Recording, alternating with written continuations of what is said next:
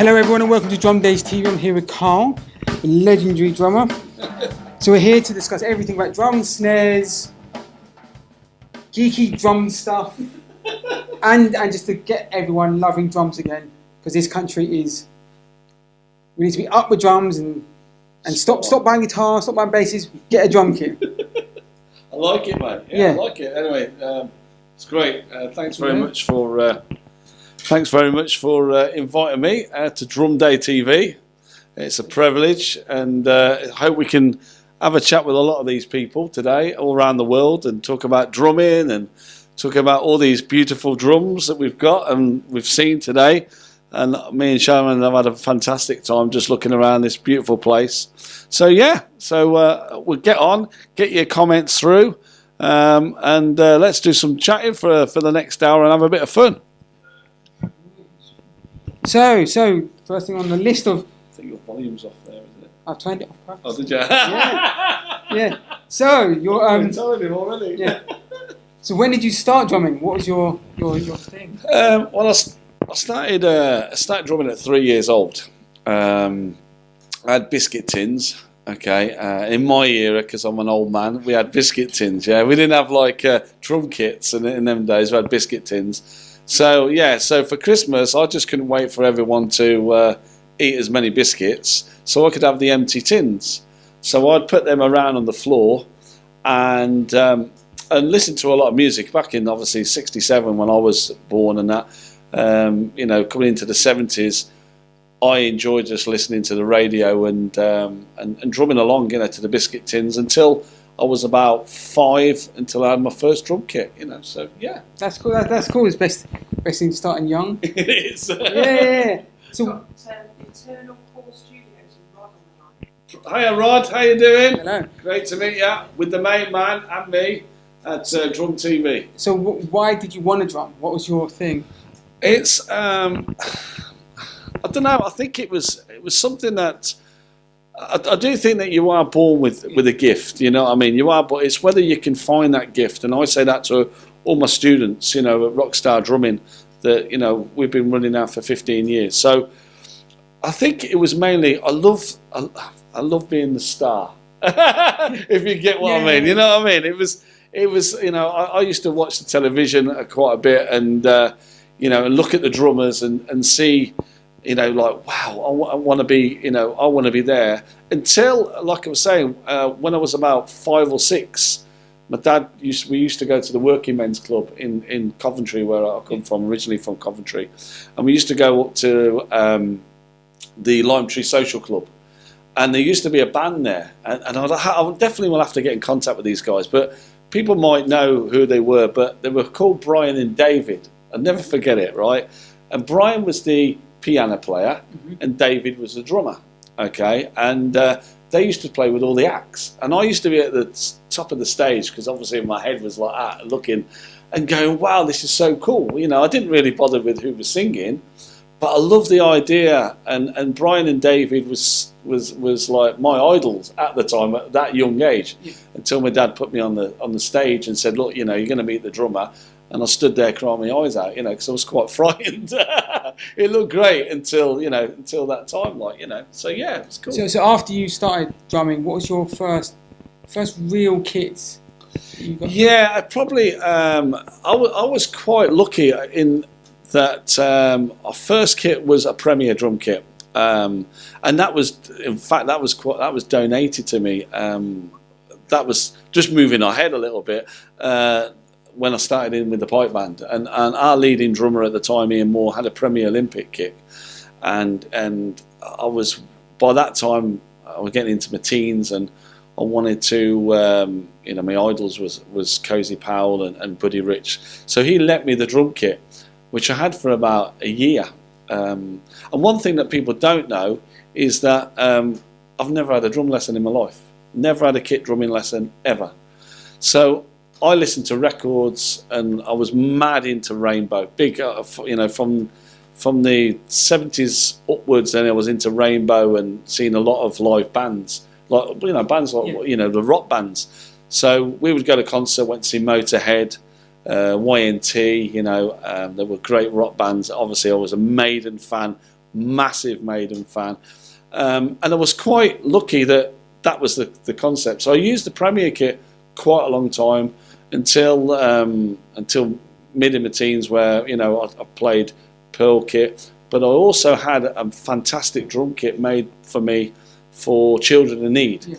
So in the 90s, in the 90s part, Adante Drums from Ireland, who make fantastic pipe band drums, made me a yellow and black drum kit for children in need.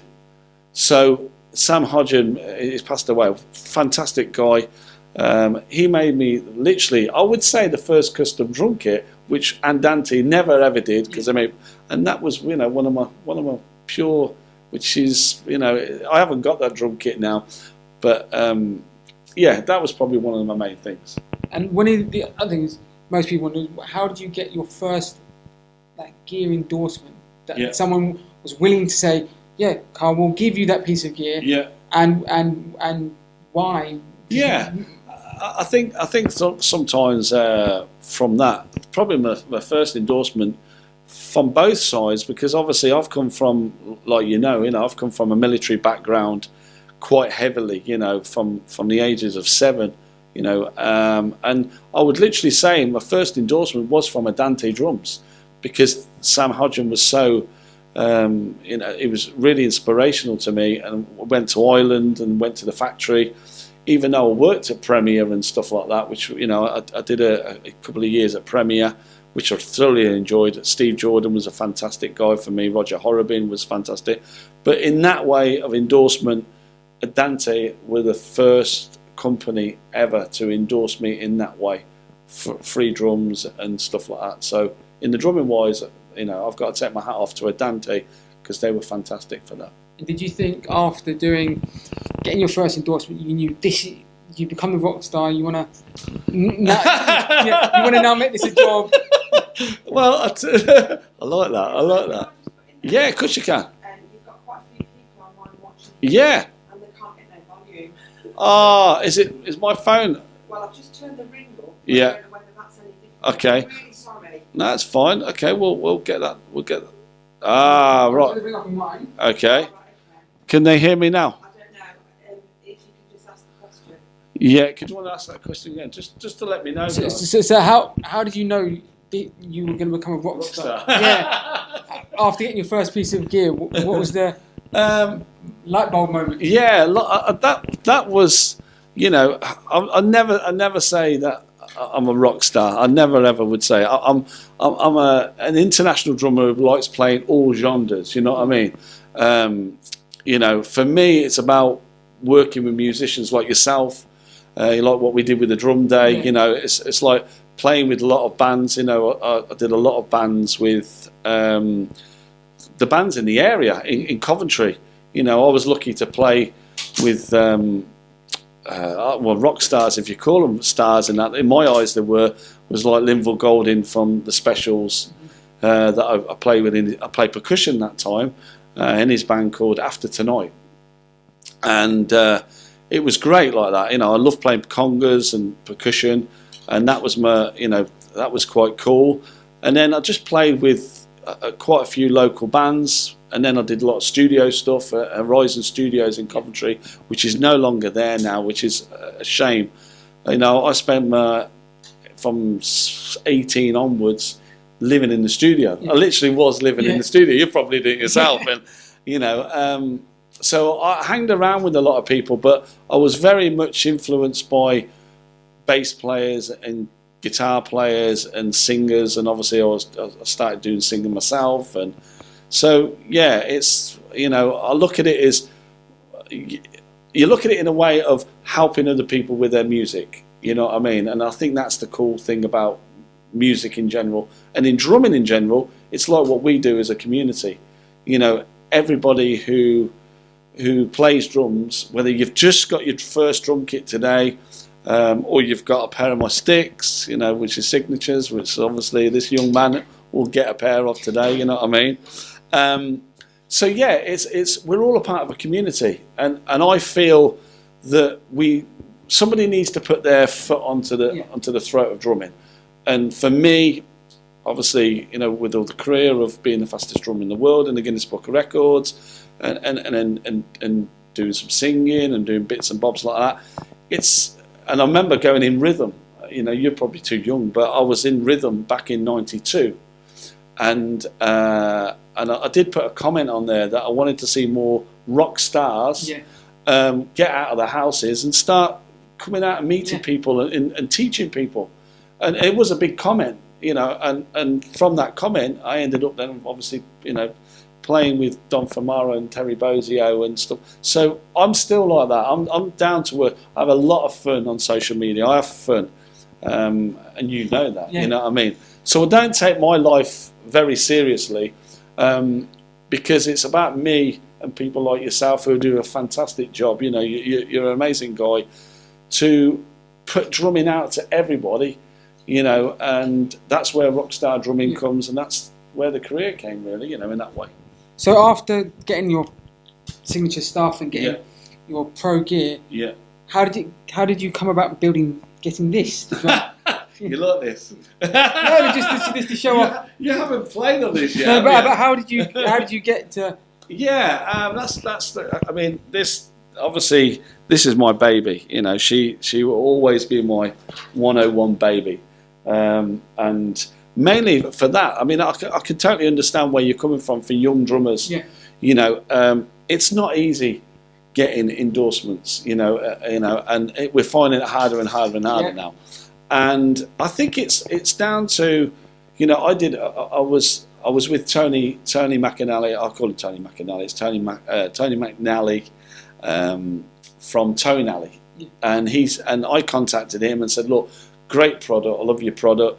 We talked, and he said, could you come to the drum show? And I came and did Manchester Drum Show last year. I did London as well. Yeah. I think he was at, was it one or two of them that you were there? I was at both, actually. Both, right, okay. You might have seen me. I was wearing a kilt at the time, so I don't know. Yes. Yes. That's my Scottish roots. Yeah. And I will next time when we do another show, I'll definitely get you a kilt. I'll definitely get you a kilt on that. I was there with... So with Simi, was you? No, I was there by myself with guys at Code with Ryan Heap's drummer. Oh, amazing. That's another band that I did see in my time with Roy Heap. When they used to come to Coventry University. My godfather is Italian. He was security, Lou Triscornia, a fantastic guy. And I used to get in free. So I was quite lucky, to see all them bands like that. I was quite lucky. But yeah, it is hard. I mean, 101... my wife Sharon and all that lot. We're really happy with the way how they've come on board with us, and because I run the academy, Rockstar Academy, has been running for 15 years. I've been teaching from that way for about, I'd say, round of about since I was 18. You know what I mean? So I've been teaching for over 40 years. So that link in with 101, I went to their booth just to have a knock. In fact, it was Anita, a friend of mine, Alex Lamberg or something like that. He is a metal drummer, brilliant drummer, right? And we got together and I said, let's pop over and go and just have a look, And then we started drumming on the drums, and then all of a sudden, there must have been about 50 or 60 people there, looking at the drums we were playing, and then they contacted me and I contacted them. And this little gold baby, which is pure gold, is my signature drum that you can buy if you want to. You know what I mean? You can, in fact, you can buy any drum from them, really, design. And excuse me, and that's how it all came. Literally going to a drum show. People need to understand it's not an easy game of trying to get, free stuff. And it's not about that. It's about working in the industry. All of us working together to make the industry, quite cool. We've got some people on. Yeah, because what I'm seeing on social media is I was talking to another friend of mine, Semi, and we were discussing on a 11-hour flight. Yeah. The YouTube thing, which is. It's great and all. My opinion, I don't know what your opinion is on it. It's that you're seeing loads of big artists getting chucked off companies because they want a little kid from like Boston in the States to play Spice Girls cover tracks, and they get millions of views, but they're still in their bedroom. They're not left their they're not left the room. Yeah. And is that really going to sell your snare drum? There's only a few that I know of. Yeah. It's definitely these are quite handy really to put. Yeah, I've just realised now when my I've got to tell them. Yeah, What are we talking about? So talking about the drum and how getting it, because I was saying about how people see how do I put this? YouTube and that. Yeah, because what I see is you might say, oh, if I do a YouTube cover, will I get signed by TRX Cymbals or Soul Tone or Zildjian? And from my personal experience, having to have pink hair, skateboarding down an aisle in church, age 15, to a congregation of people, and then for all these older people going, wow, that's cool. I think to get your first deal. Yeah, I think the I come from old school, right? So, and I can definitely see the main thing of going on to using Facebook and using social media for yourself, right? I look at it in a different manner, right? Is if you go out there, and you've got to remember, people like myself and that's been doing it for 50 years, right? 50 years of hard slog of, leaving at, 5 o'clock in the afternoon and not getting home till 1 o'clock in the morning, and looking in your pocket and getting 10 quid or 20 quid, and then your wife saying, how much did you make tonight? And you go, well, I've just spent a curry, I've had a beer, and then I've just put petrol, so we've got about 20 quid. You've got to look at it in, you play drums for fun, and from a professional level, okay, that you've got to carry on just playing, and it will come. Endorsements will come. You yourself, you've worked hard all the time. It's not easy just to phone up someone and go, okay, I'll get a free this. It don't work like that. But using social media for promoting yourself, I think is a fantastic thing, right? I use it, and I use it a lot more now. But you've also got to be prepared that when you do go out on social media, you are going to upset some people, because there's some people who don't like you. There's some people who don't like you playing, and people get upset on that. And I'm not going to mention names, but there's a few people out there that do get upset over it. Now, for me, I don't care, right? I really don't care. If you want to be a part of the drumming community, and we all want to meet together like what we're doing today, which is fantastic, on Drum Day TV, then let's get together. If you're going to start to criticise somebody, okay, be very, very careful. Yeah. Because people like ourselves, we will find out one way or the other why you're criticising. We will meet up. We will meet up one day. Then that's a different story. Because you should never ever criticise anyone in this. That's why we've got a fantastic community of drumming. Yeah. So it's not always about getting free stuff. Even I've spent thousands of pounds just because I love the gear.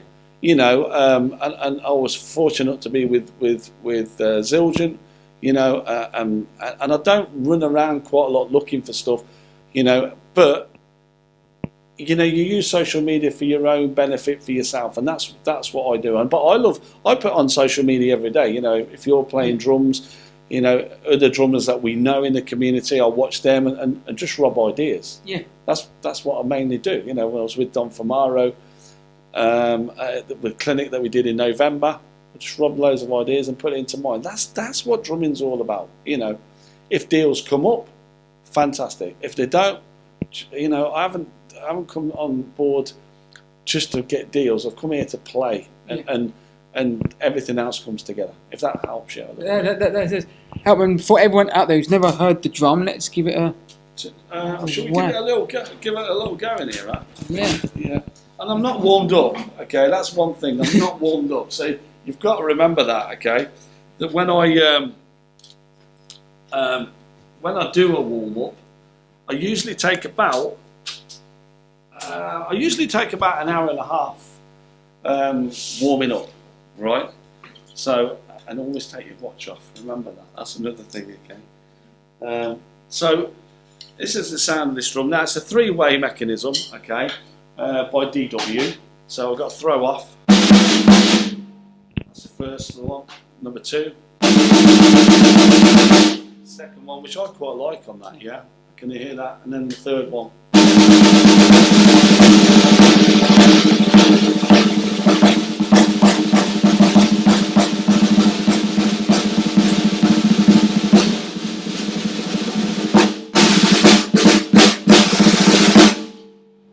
Not bad, huh? Not bad. Not bad. Not bad for an old age pensioner. Yeah, it's got some depth and warmth to it. Yeah, it's a lovely drum. You know, it's fibre wood. Yeah, and I wanted to try and get a. When I first talked to the guys, the main thing I wanted to do is get a very much projection drum. Yeah. Okay, but also when I am doing some speed stuff and I'm doing some practicing on this drum, I want to hear the definition and you know, if I play really light, I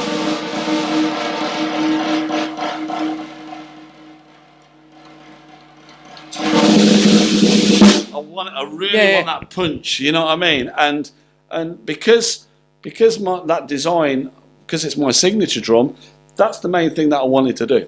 So I can hear it, I can project it in the band. You know, this drum obviously will be playing on the 29th of May, because obviously I'll be playing with Dan Burton's band at the Dublin Castle. Leads us to my next question. What's your next? Yeah. So did you like that? But is that okay? Yeah. Yeah, no, that's just showing everyone what your style is. As they say, everyone always says to me when I'm doing my church stuff or I'm doing other things, what's the best gear to get? And my opinion, I don't know if it's yours. Yeah. It's what you think is the best gear. So it could be. Like for years, mine was my favourite piece of gear was this CB snare drum. Mm-hmm. Yeah, I still played it, still got it, but to you, it might be this. This is your weapon of choice.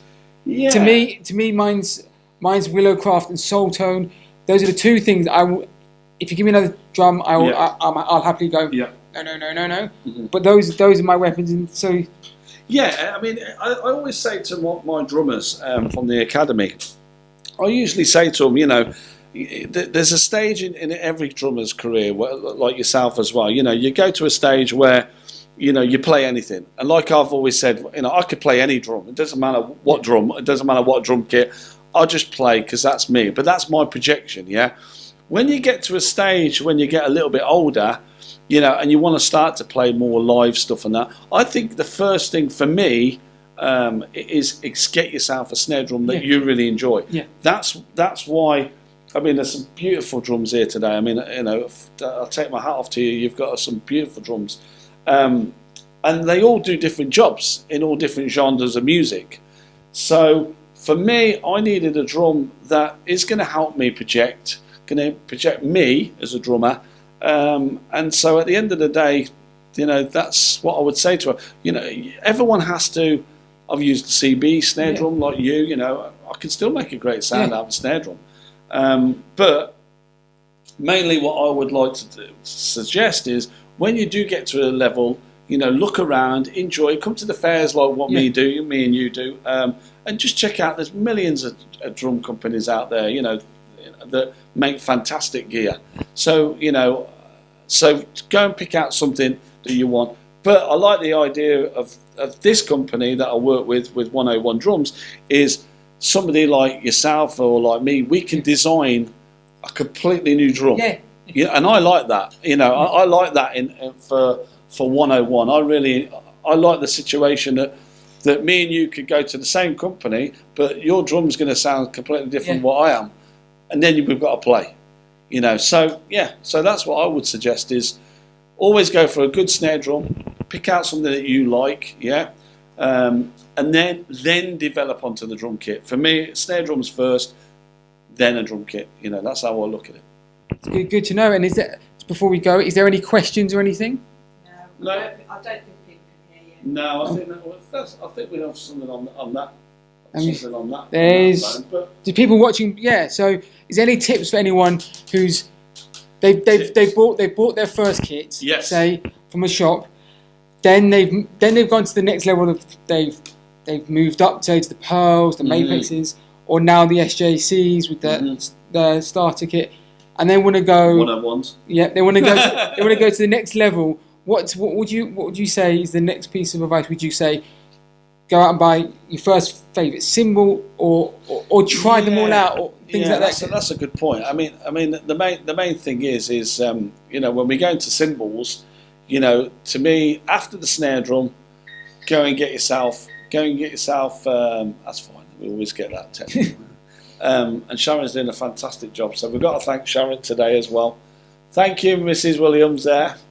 And we've got loads of stories to tell you about that the next time we do a TV show. But if, for instance, you are going on to the snare drum, then you're going to go to these cymbals. Now, I go snare drums first, then I go cymbals, then I go drum kit.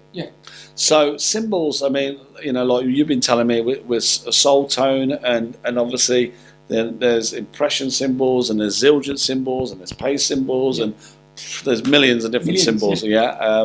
SV cymbals, I think we looked at. So you've got to get your projection of you. Do you know what I mean? And I'll be quite honest with you, the level of cymbal making today is fantastic.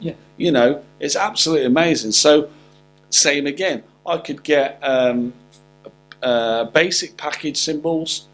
I could still make a great sound for because it's me projecting. So when you get up to the levels of what both myself and you are playing and stuff like that, you've got to get the style of what you want to play for you, and that's what I do. And at the moment, I'm not even with a cymbal company at the moment. In fact, I'm not even with a drum company at the moment, right? So I'm not panicking over it, but I've got my snare drum that I want. And that's your core. And I think that's important for all drummers out there to get the core, get the snare drum of what you want, and then go for the cymbals. Spend plenty of time on another thing is going to shops. There's some, and I'm very much in keeping the drum shops alive. And I love it at Drummers Only in Glasgow, Sound Attack. I think are fantastic. Graham Russell. There's Drum Shack. There's Graham Russell's drums. All these shops are so important for me when I was young. That you can go to these shops. I would never, and this is technology again, but I would never go and buy stuff online, right? I would always go to these great shops who tried so hard promoting themselves, and I think from a professional point of view, we're there to support them, and I would rather go to a shop and spend $2,000 or something at a shop to keep the shop going.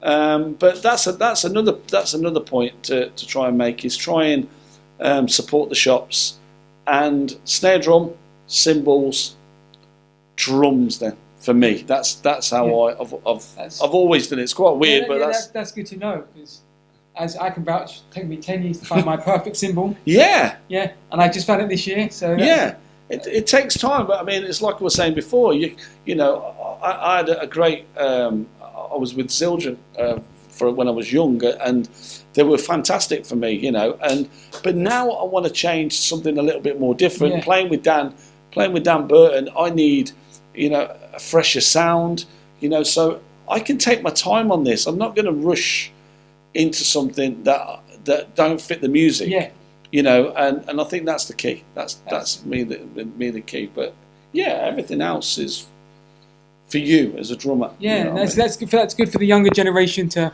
definitely to know, because I've seen plenty of kids when working in drum shops when a guy came in and said, "I want to sound like Chris Adler," and he picks the cymbal off the wall and goes, "I love that," and it's the most expensive cymbal just because Chris Adler used it. That's the key. That's one of the keys that I've never really. I don't know. I'm quite strange on that. I love I love the guys that I totally respect. Say, and if I can, like I say, someone like Jim Kilpatrick, who's 16 times world pipe band drummer that I totally admire, is a hero of mine. Cozy Powell's a hero of mine. Breaking his world record was one of the biggest things, that I did. Buddy Rich, Alec Duthert, but then from them sort of guys, I'm literally me. Do you know what I'm saying? And I feel you're no one else. and I think that we've lost this on social media. Probably is people like myself, like I've got 100 rock star drummers, right? I don't want any of them to be like me. Not one. Yeah. Right. I want them I love the way you play. Like when we did that drum show a couple of months ago. Love the way that you're playing. And so for me as a tutor, I want the student to be you. Yeah.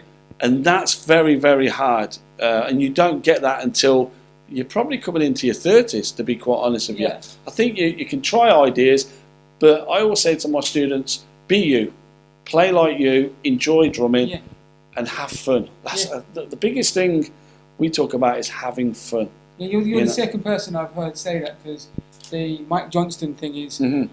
Great guy. Mike Johnston's a brilliant guy. At his camps, he always says, I want to get gear better than what I've got, and I want you to come out to being an individual. Correct. I think it's a great point. Mike Johnston is fantastic. There's some amazing drummers out there who do tuition. Mike Johnston's one of them. Don Famaro, got to give him his mention. Playing with him 25 years ago, and then having the privilege to play with him again last November. Us people like that, is you get young generation and you try and build them up for their own skills, because it's an art. Yeah. This is an art. People will tell you straight away, it's great seeing me doing this, but they don't see the other side. You see the other side, obviously, because you're a great drummer and that. But I think we don't see the side where I would be up at 6 o'clock in the morning. I'd be on the beach training, and I've still got another half a stone to lose. And then I'd set up my pad for 4 or 5 hours, and then I might go into my own studio and do another 3 or 4 hours, and then I'm out teaching. Yeah. So... And maybe you've got a gig after teaching. Yeah, and it's one of them ones that you have to be your own personality. Like I'm playing some jazz, me and Shaz are going over to Rome in July, and we're setting up a new venture called the Crazy Cats with some great jazz musicians. So I'll go and play some jazz, and then I'll go and play some rock, and then and then I'll do my pipe band drumming, this year. So you've got to be open. You've got to be open-minded in this game to have fun, but to be at a professional level, there's some people, I can't remember his name now, Darren, somebody who's on my Facebook, now he does the theatres. Now that is fantastic. Now these guys don't get a lot of publicity, right? But they're fantastic drummers where they can read, and they're keeping the theatre community going, because now I take my hat off to all them, and I've been to New York to see a couple of shows, and to see a live drummer, man, I take my hat off. I don't know if you've ever done anything like that, or no. I've never done things. I've done the groggy pubs. You start at, you've done your rehearsals, you finish at 6, you're in a van, you don't get back until 3, and then by the time you get back, you clean and vomit off the floor of the van, and then you get back, and then the next day rehearsing again. Yeah, and that's the thing about drumming in that way of, for me, I do my pipe band drumming, I do my kit drumming. If I get a chance to play some percussion, I'll do that. But I'm keeping, like I was saying to one of my students the other week as well, I keep myself happy for me. Yeah.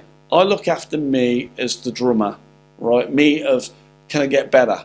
Me is, that's got to sound a lot better. It's all about, I work it for me. I'm not bothered about what other people say. I'm not interested in social media conflict. Not interested on that. I'm interested in working on me. Yeah, and if you are at that level, you're always pushing yourself better and better. Yeah, you know what I mean? That's good. That's good to know, and thank you very much. For coming. It's been fantastic. I've really enjoyed it. And then tune in next week, because we've got the crazy and bizarre Semi-D. Brilliant. Doing his craziness. He's a legend. Semi-D is a legend. Doing his crazy things as Semi does. But It's good to have you on the And first one. thanks very much for a great for the drum day. We've got another event as well. Yeah, we've got another drum day in September. We've got loads of Come people. along to the drum day. Got loads of people coming to that. We've got a local guy from Norfolk opening Fantastic. who's doing 90s dance Right, fantastic. with a light up drum kit. So Right, okay, that's yeah, and then we have a surprise that Carl doesn't know about. Right. That is, I'll be teaching a group of kids locally from the village, fantastic. and I'm bringing them along. And Semi D and Carl is going to judge on how well they do their rhythms. Brilliant. That's going to be. So that's going to be good with the homemade shakers. So when's that? September. That's in September. They all come along. So September, come along. The 7th. If you want to see me live with the Dan Burton Band, the 29th of May at Dublin Castle. Yep. Come along. Tickets go on sale today, so which is great. So get your tickets as soon as you can. This guy is totally amazing. So that's really cool. What else have we got, Shaz? Clinics, yeah. There's supposed to be a clinic in York. I was supposed to be doing it. We're talking about that. So some of the guys out there thinks Craig Hill is talking to me about that. So It's going to be North Lopham Village Hall. Village Hall, Yeah, Village Hall, North Lopham, the best lovely place. place to come if you want to drum. Yeah. So That starts at 12, and then it will finish at say 6 because we've got an extra guy on. So yeah, it'd be good. come along to that drum day. Yeah. And like I say, thank you very much. Our This pleasure. guy is totally amazing. Right? Okay. He's an absolutely amazing guy. Very generous. He's a top guy. I'm going to come back here in about a year's time to do another show, and I'll tell you all about a life story. Very cool. Yeah, and you're going to enjoy it. It's going to be loads of fun. The other thing is, we will next time talk about stick tricks. Yeah. And I'll show you a few little exercises. And And the next time we come up, we'll have a competition to win some that sticks. would be fantastic. So yeah, Let's that'd do be. that. Thank you very much, you. everyone. Thank you. Thank you. You've been brilliant. Thank you Thanks. very much.